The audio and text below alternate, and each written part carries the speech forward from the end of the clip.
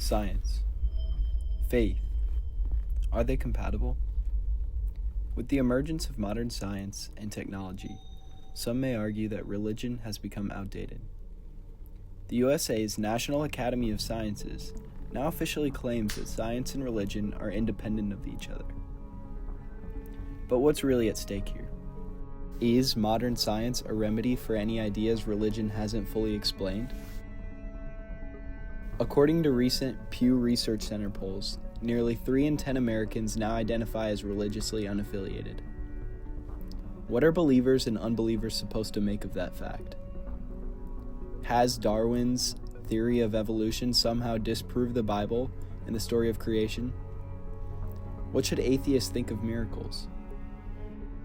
How should we, at a religious high school, approach science if we are called to find God in all things like St. Ignatius, founder of the Jesuits, tells us? On both sides of the aisle, these are questions that we must ask ourselves in our perpetually developing society. I think a lot of times in today's society we want to run away from these hard questions in fear of being ostracized or fear of being outcasts. Or maybe it's that we're afraid of the answer. Maybe we are afraid that the answer we find may make us lose the one thing that we find hope in. Or maybe the answer we find will force us to change our ways. And that's scary and hard. But shouldn't it be our goal to find and understand the ultimate truths of our universe, even if they contradict our worldview? Are faith and science compatible? So I don't like the setting up the dominoes as faith versus science. Certainly science requires a lot of faith. There's faith in the work of other scientists. There's faith in the reliability of data. There's faith in the repeatability of results. There's faith that there are laws to be discovered. None of those things are scientific. In physics, especially over the last 30 years, has just provided more and more evidence for the uniqueness of the universe, the fine-tuning required for the emergence of not just life, but complex life.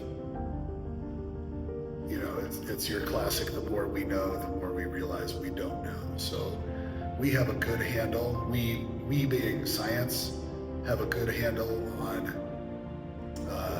ordinary matter and energy, and that comprises about 5% or something a little less than that of the known energy in the universe. Scientists who test all the blood samples and everything and don't know what they are, and then after they send the results back, they tell them like, this is what this was, it's the Eucharistic miracle. There's no way this isn't true, because like there's something about like the blood in the Eucharistic miracles is still like it's live blood still. A lot of people who have studied not only Eucharistic miracles but other miracles have been converted. Like the people who were studying the Shroud of Turin, like the entire team, they were not really like devout Christians, if even Christian at all, but then after they studied it, they were converted because they're like, there's no way this isn't real and this isn't a miracle.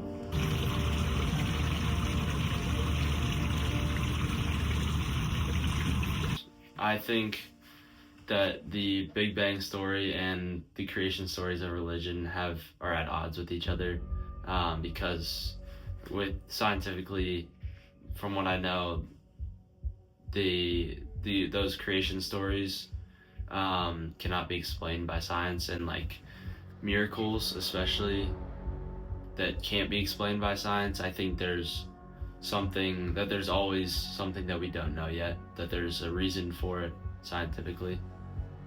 But now that we know more and our science is growing and technology is developing, I think a lot of those questions are being answered, and there's becoming more conflicting views.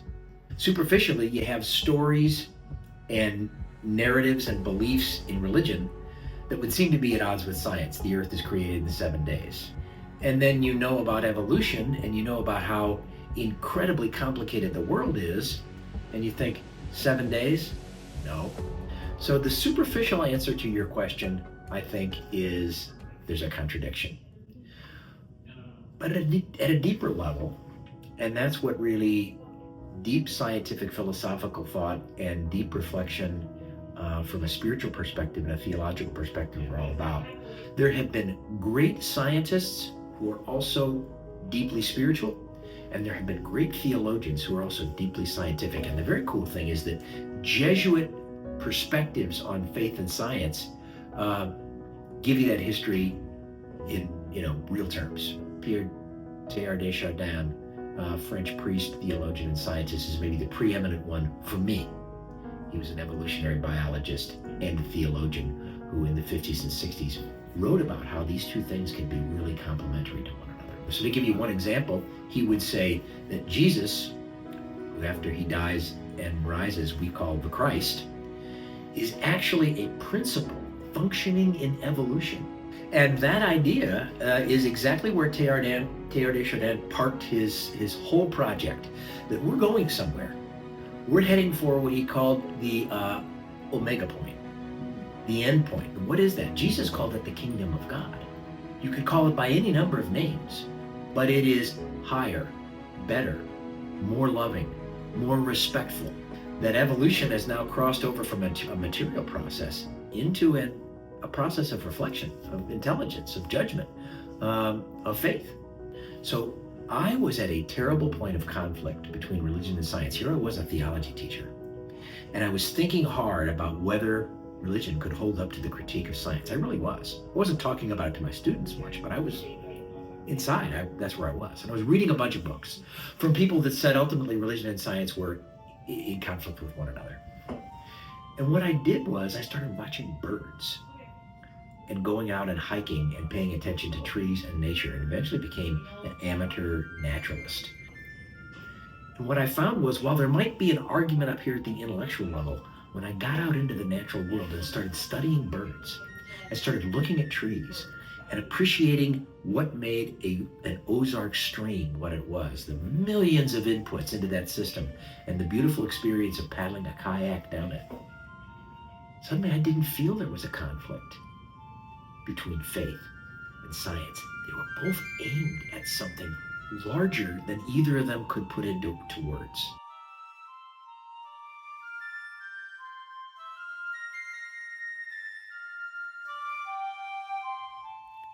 The question of faith and science is not an easy one. As these differing approaches to the issue have shown, there is not one clear-cut answer that everyone agrees with. For example, the issue of evolution is still almost entirely divided. Gallup recently released a poll that shows that in 2024, 37% of people believe God created humans in their present form. 34% of people believe humans evolved with God as a guide, and 24% of people believe that humans evolved and God was no part of it.